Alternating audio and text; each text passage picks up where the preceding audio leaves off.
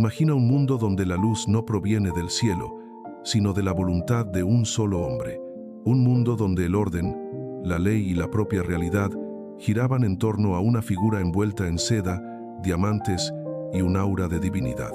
Estamos en el siglo XVII, una época de sombras, de guerras interminables y de una Francia que buscaba desesperadamente una identidad. En este escenario surge Luis XIV, el hombre que no solo gobernó una nación, sino que definió lo que significaba el poder absoluto. Pero detrás del brillo del oro y las pelucas empolvadas se esconde una historia de supervivencia, paranoia y un diseño meticuloso para controlar hasta el último suspiro de sus súbditos. Para entender al Rey Sol, debemos viajar al momento en que su nacimiento fue considerado, literalmente, un milagro. Durante más de 2 décadas, el trono de Francia vivió bajo una tensión asfixiante. El rey Luis XIII y su esposa, Ana de Austria, no lograban concebir un heredero, 23 años de matrimonios fallidos, rumores de pasillo y la angustia de una dinastía que parecía condenada a extinguirse. El reino estaba dividido, las potencias extranjeras esperaban el colapso y la incertidumbre era la única moneda de cambio.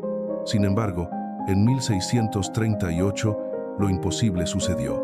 El nacimiento de un niño sano no fue visto como un evento biológico ordinario, sino como una intervención directa del Creador. Fue bautizado como Louis Dieudonné, que significa Luis, el dado por Dios. Desde su primer llanto, a este niño se le dijo que no era como los demás, que su sangre era distinta y que su destino estaba escrito en las estrellas.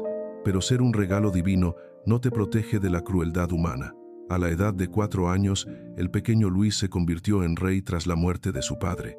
Un niño con una corona demasiado pesada para su cabeza y un reino que era un nido de víboras. Su madre, la reina Ana, asumió la regencia junto al astuto cardenal Mazarino. Muchos pensaron que Francia sería presa fácil, un territorio que se desmoronaría ante la falta de una mano firme. Lo que nadie sospechaba es que este niño estaba observando cada traición, cada susurro y cada mirada de desprecio de los nobles que juraban lealtad mientras afilaban sus dagas. La verdadera educación de Luis XIV no ocurrió en los libros de texto, sino en las calles de un París en llamas. Entre 1648 y 1653 estalló una serie de revueltas conocidas como la Fronda. Los nobles de alto rango y el parlamento, hartos de la autoridad real, decidieron rebelarse. La seguridad del pequeño rey se desvaneció en una noche de terror. Imagina el trauma de un niño de 10 años que es despertado en mitad de la noche, envuelto en mantas y obligado a huir de su propio palacio en la oscuridad para evitar ser capturado o algo peor. Durante esta huida, Luis pasó hambre, frío y humillación. Durmió en camas de paja en castillos abandonados, escuchando el eco de los rebeldes que exigían su cabeza. Hubo un momento que selló su carácter para siempre. Una turba enfurecida de parisinos irrumpió en el Palacio Real, exigiendo ver al rey para asegurarse de que no había escapado. La reina madre, en un acto de valentía desesperada, permitió que los líderes de la turba entraran en la habitación de Luis. El niño tuvo que fingir un sueño profundo mientras sentía la presencia de hombres armados y sudorosos rodeando su cama, observando su rostro a la luz de las antorchas. En ese silencio forzado, Luis XIV aprendió la lección más importante de su vida. El pueblo es una bestia que debe ser domada, y la nobleza es una amenaza que debe ser anulada. El miedo que sintió esa noche se transformó en una obsesión por el control absoluto. Nunca más volvería a ser vulnerable. Nunca más permitiría que alguien estuviera por encima de su voluntad. Mientras crecía bajo la tutela de Mazarino, Luis adoptó una fachada de desinterés. Se dedicaba a la danza, a la caza y a las artes, lo que llevó a muchos a creer que sería un monarca débil, un rey que prefería los salones de baile a los campos de batalla. Pero bajo esa máscara de frivolidad se estaba gestando un genio de la política. Luis estaba estudiando cómo Mazarino manejaba a las personas, cómo usaba el dinero como arma y cómo el silencio podía ser más aterrador que un grito. Cuando Mazarino falleció en 1661, todos esperaban que el rey nombrara a un sucesor, a un nuevo primer ministro que hiciera el trabajo sucio por él. Pero Luis, con 22 años y una determinación de hierro, dio el primer golpe de efecto de su reinado. Anunció que gobernaría solo, no habría más intermediarios. El Estado era él. Este anuncio fue recibido con escepticismo. Los nobles pensaron que el joven rey se cansaría pronto de la aburrida administración y volvería a sus fiestas. No podían estar más equivocados. Luis comenzó a trabajar jornadas de 10 horas diarias, supervisando cada detalle, desde el movimiento de las tropas hasta el precio del pan. Pero para consolidar su poder, necesitaba dar un ejemplo de lo que sucedía cuando alguien intentaba competir con la majestad del trono. El objetivo elegido fue Nicolas Fouquet, el hombre más rico y poderoso de Francia después del rey. Fouquet era el superintendente de finanzas y había amasado una fortuna colosal. Para demostrar su estatus, construyó el Palacio de Vaux-le-Vicomte, una obra maestra que humillaba a las residencias reales de la época. En agosto de 1661, Fouquet cometió el error fatal de invitar al rey a una fiesta de inauguración. Fue un evento de una opulencia inaudita. Fuentes que lanzaban chorros de agua perfumada, fuegos artificiales nunca vistos y un banquete servido en vajilla de oro macizo. Fouquet quería impresionar a su rey, pero lo que hizo fue sentenciar su propio destino. Luis XIV, viendo aquella exhibición de riqueza, comprendió que ese dinero solo podía provenir del saqueo de las arcas públicas. Pero más allá del robo, lo que Luis no perdonó fue la arrogancia. Nadie podía tener un palacio más hermoso que el suyo. Nadie podía ser más brillante que el sol. Pocas semanas después, en una operación secreta digna de una novela de espionaje, el rey ordenó el arresto de Fouquet. El encargado de capturarlo no fue otro que D'Artagnan, el legendario capitán de los mosqueteros. Fouquet fue condenado a cadena perpetua y sus bienes fueron confiscados. Pero el rey no se detuvo ahí. Tomó a los mismos arquitectos, paisajistas y artistas que habían construido el palacio de Fouquet y les dio una orden clara. Hagan algo 10 veces más grande, algo que el mundo no pueda olvidar. Así comenzó la transformación de un humilde pabellón de caza en lo que hoy conocemos como el Palacio de Versalles. Versalles no fue solo un proyecto arquitectónico, fue una trampa de cristal y oro. Luis comprendió que si quería evitar otra fronda, otra rebelión, debía sacar a los nobles de sus castillos en las provincias y traerlos a su lado, donde pudiera vigilarlos. Los obligó a vivir en la corte, a competir por favores ridículos como el honor de sostenerle la vela mientras se ponía el camisón o ayudarle a quitarse las botas. Convirtió a los guerreros más feroces de Francia en cortesanos obsesionados con la etiqueta y la moda. Si un noble no estaba en Versalles, simplemente no existía. Luis decía a menudo, «Es un hombre al que nunca veo», y esa frase significaba la ruina social y financiera para cualquiera. Bajo este sistema, el Rey Sol comenzó a irradiar su influencia sobre toda Europa. No se trataba solo de política, sino de una revolución cultural.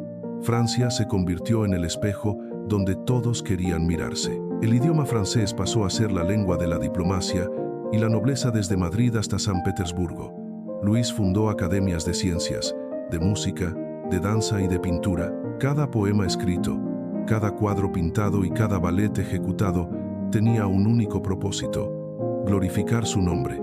Él era el centro del universo, y todos los demás eran planetas que orbitaban a su alrededor, recibiendo su calor o siendo consumidos por su fuego. Sin embargo, mantener este nivel de control requería un esfuerzo sobrehumano. Luis XIV vivía en una vitrina constante. Desde que se levantaba hasta que se acostaba, estaba rodeado de cientos de personas. Su vida era un ritual público. Incluso los momentos más íntimos eran presenciados por la alta nobleza. ¿Cómo afectó esta falta de privacidad a su mente? ¿Cómo pudo un hombre soportar el peso de ser un dios en la tierra durante 72 años? A medida que avanzaba su reinado, la sombra de la guerra y las intrigas personales empezarían a desgastar la armadura de oro del monarca. Detrás de la fachada de perfección, Versalles escondía secretos oscuros. Las rivalidades entre sus amantes, las sospechas de envenenamientos en la corte y las decisiones militares que llevaron a Francia al límite de la bancarrota son capítulos que la historia oficial a menudo intenta suavizar. Pero para conocer la verdad, debemos mirar más allá de los espejos de la Gran Galería. Debemos entender las guerras que libró, no solo en los campos de batalla de Holanda o España, sino en los pasillos oscuros de su propio palacio, donde cada sonrisa ocultaba un veneno y cada reverencia era un cálculo político. En los siguientes capítulos de este documental, exploraremos la red de espionaje que Luis creó para conocer los secretos de cada familia noble, las escandalosas vidas de sus favoritas, como la marquesa de Montespan, y el misterio detrás de la máscara de hierro, una leyenda que ha perdurado durante siglos y que está íntimamente ligada a la seguridad de su corona. También veremos cómo un rey que se creía inmortal tuvo que enfrentarse a la decadencia de su propio cuerpo y a la pérdida de casi todos sus herederos, dejándolo solo en un palacio inmenso que él mismo había construido para escapar de la soledad. El sol estaba en su cenit, pero las nubes comenzaban a agruparse en el horizonte. Francia era la nación más poderosa del mundo, pero a un precio que el pueblo empezaba a cuestionar. La gloria tiene un costo, y Luis XIV estaba dispuesto a pagarlo con la sangre y el sudor de millones. Pero, ¿valió la pena? ¿Fue su legado una bendición para Francia o la semilla que, un siglo después, conduciría a la revolución más sangrienta de la historia? Acompáñame en este viaje por el tiempo, mientras desenterramos los archivos secretos del reinado más largo de la historia europea. Porque para entender el presente, primero debemos comprender la luz y las sombras del hombre que se atrevió a decir: «El Estado soy yo». Con la caída de Fouquet y la decisión de gobernar sin primer ministro, Luis XIV inició una transformación que no tenía precedentes. Sin embargo, para que su poder fuera absoluto, necesitaba un escenario que estuviera a la altura de un dios en la tierra. Aquí es donde la historia de Luis se funde con la piedra, el mármol y el agua. El lugar elegido fue Versalles, un terreno pantanoso, húmedo y poco prometedor que su padre utilizaba simplemente como un refugio de caza. Muchos de sus consejeros le advirtieron que construir allí era una locura técnica y financiera, pero para Luis, el hecho de que fuera difícil lo hacía más atractivo. Si podía dominar la naturaleza y convertir un pantano en el jardín más hermoso del mundo, entonces nadie podría dudar de que podía dominar a los hombres. La construcción de Versalles duró décadas y empleó a decenas de miles de obreros. Fue una tarea titánica donde se movieron montañas de tierra y se desviaron ríos enteros para alimentar las fuentes. Pero Versalles no era solo un palacio, era una herramienta de control social. Luis XIV recordaba perfectamente el terror de su infancia durante la Fronda, cuando los nobles se alzaron contra él. Su solución fue brillante y maquiavélica a la vez. Si los nobles estaban demasiado ocupados compitiendo por quién les sostenía la servilleta durante la cena, no tendrían tiempo para organizar rebeliones en sus provincias. Así nació la Jaula de Oro. Luis obligó a la alta aristocracia a trasladarse a Versalles. Aquellos que se negaban perdían el acceso a los cargos, a las pensiones y, lo más importante, a la presencia del rey. Vivir en Versalles era, sin embargo, una experiencia agridulce. Mientras los salones de recepción eran de una belleza cegadora, las habitaciones de los nobles eran a menudo pequeñas, frías y ruidosas. Pero nadie se quejaba. Estar allí era el único modo de existir políticamente. El rey convirtió la vida cotidiana en un teatro perfectamente orquestado. Cada hora del día estaba reglamentada por la etiqueta. Existía el ritual del lever o el despertar del rey y el coucher o el momento de irse a dormir. Imagina la escena. Cada mañana, las cortinas de la cama del rey se abrían ante una audiencia de decenas de cortesanos privilegiados. Había niveles de acceso. Los más cercanos podían ver cómo se ponía la camisa. Los de segundo nivel veían cómo se calzaba. Este sistema de etiquetas, que hoy nos parece absurdo, era en realidad una forma de mantener a la nobleza domesticada. Un favor del rey, como una simple mirada o una palabra breve mientras caminaba por la galería de los espejos, podía hacer que la fortuna de una familia subiera como la espuma o se hundiera en la miseria. Luis XIV manejaba el ego de sus súbditos con la precisión de un cirujano. Pero mientras la superficie de Versalles brillaba bajo la luz de miles de velas de cera de abeja, en los pasillos traseros se cocinaban secretos mucho más oscuros. La corte era un hervidero de ambición y desesperación. Para mantenerse en el favor del rey, muchos recurrían a prácticas dudosas. Fue en este ambiente donde estalló uno de los mayores escándalos del reinado, el asunto de los venenos. A finales de la década de 1670, una serie de muertes repentinas entre la nobleza despertó la paranoia del monarca. Se descubrió una red de adivinos, alquimistas y supuestas brujas que vendían polvos de sucesión, un eufemismo para el arsénico. la investigación llegó a lo más alto. Se rumoreaba que incluso algunas de las amantes más queridas del rey estaban involucradas, buscando eliminar a sus rivales o asegurar el afecto del monarca mediante pociones dudosas. Luis XIV, horrorizado por la idea de que la muerte acechaba en cada copa de vino, creó la Cámara Ardiente para juzgar estos crímenes. Este episodio reveló la fragilidad de su control. Incluso el Rey Sol, con todo su poder, no podía evitar que la naturaleza humana, con sus celos y su codicia, se infiltrara en su paraíso de cristal. En el ámbito personal, la vida de Luis era igualmente compleja. Aunque estaba casado con María Teresa de Austria por razones de Estado y diplomacia, su corazón y su atención pertenecía a una sucesión de favoritas. Pero estas mujeres no eran simples acompañantes, eran figuras políticas por derecho propio. Louise de la Vallière, la joven y tímida amante inicial, fue reemplazada por la ambiciosa y brillante Madame de Montespan. Montespan dominó la corte durante años con su ingenio y su belleza, convirtiéndose en la verdadera reina de la sombra en Versalles. Sin embargo, su caída fue tan espectacular como su ascenso, vinculada precisamente a las sospechas del escándalo de los venenos.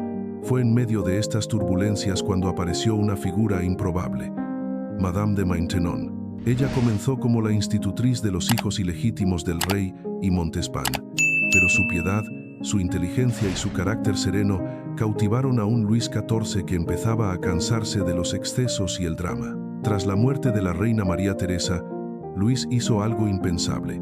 Se casó con Maintenon en una ceremonia secreta. Una mujer de origen humilde, nieta de un rebelde, se convirtió en la compañera más cercana del hombre más poderoso de la tierra. Bajo su influencia, la corte de Versalles se volvió más austera, más religiosa y más centrada en la moralidad, un giro irónico para un lugar construido sobre el exceso. Mientras tanto, más allá de los jardines de Versalles, Luis XIV se dedicaba a su otra gran pasión, la guerra. El rey no solo quería que Francia fuera la más culta, sino también la más extensa y temida. Durante su reinado, Francia estuvo en guerra casi la mitad del tiempo. Su objetivo era alcanzar las fronteras naturales del reino, especialmente hacia el este y el norte. Con la ayuda de genios militares como el mariscal Turenne y el ingeniero de fortificaciones Vauban, Luis transformó el ejército francés en la fuerza de combate más moderna de la época. Vauban, en particular, fue fundamental. Él diseñó un cinturón de fortalezas de hierro que hacía a Francia casi inexpugnable. Sus diseños de ciudadelas en forma de estrella todavía pueden verse hoy en muchas ciudades fronterizas. Sin embargo, estas guerras, aunque gloriosas en los mapas, empezaron a sangrar la economía del país. La guerra de devolución, la guerra franco-holandesa y la guerra de los 9 años enfrentaron a Luis contra coaliciones de casi toda Europa. El Rey Sol se encontró solo contra el mundo, desafiando a ingleses, holandeses, españoles y austríacos simultáneamente. A pesar de las victorias, el costo humano y financiero era inmenso.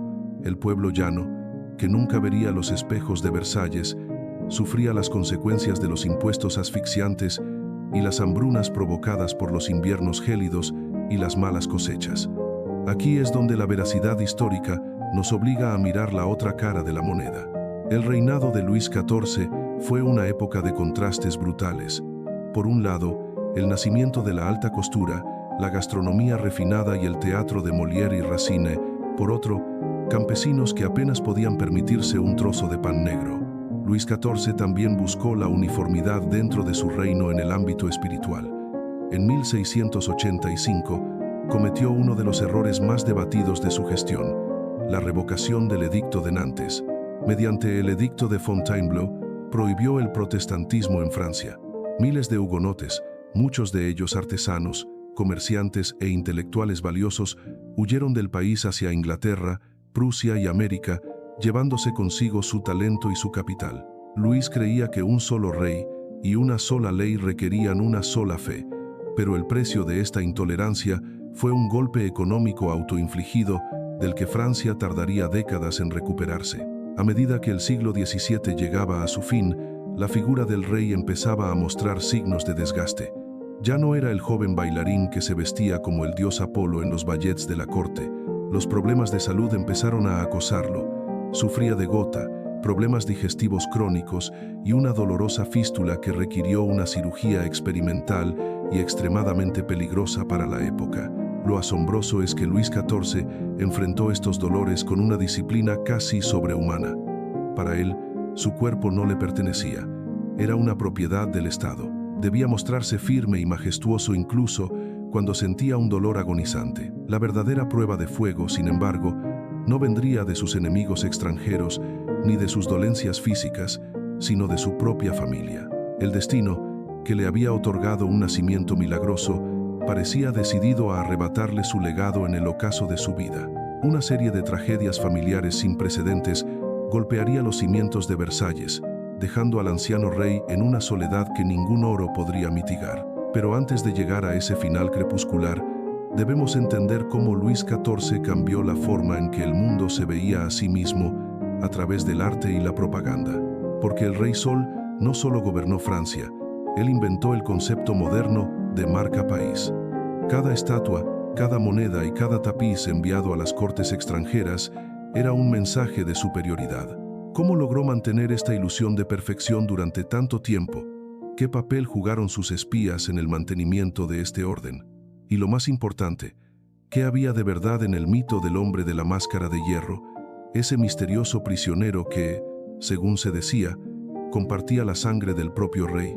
En la siguiente etapa de este documental, nos adentraremos en los años más difíciles del reinado, donde la gloria militar se convirtió en una lucha desesperada por la supervivencia de la dinastía Bourbon y donde el Rey Sol tuvo que enfrentarse a la pregunta más difícil de todas: ¿qué quedaría de su obra cuando la luz finalmente se apagara? A medida que el calendario avanzaba hacia el siglo XVIII, el esplendor de Versalles comenzó a proyectar sombras cada vez más largas y frías. Luis XIV, que había pasado décadas construyendo una imagen de invulnerabilidad, entró en una fase de su reinado donde la realidad comenzó a golpear con una fuerza que ni siquiera el monarca más poderoso de Europa podía contener. Este periodo está marcado por la lucha desesperada, no solo por la expansión, sino por la simple supervivencia de su linaje y la integridad de Francia.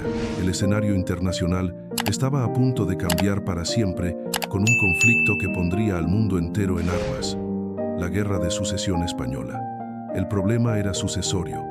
El rey de España, Carlos II, apodado el Hechizado, se encontraba en su lecho de muerte sin dejar descendencia. España era, a pesar de su declive, un imperio gigantesco que incluía posesiones en Italia, los Países Bajos y la inmensidad de América. ¿Quién heredaría semejante botín? Luis XIV, por sus vínculos familiares, tenía una reclamación legítima, pero también la tenían los Habsburgo de Austria. El equilibrio de poder en Europa dependía de un hilo. Cuando Carlos II murió, su testamento dejó como heredero a Felipe de Anjou, el nieto de Luis XIV. El Rey Sol se enfrentó entonces a la decisión más difícil de su vida. Si aceptaba el testamento, Europa entraría en guerra por miedo a una hegemonía francesa absoluta. Si lo rechazaba, el imperio español pasaría a sus enemigos.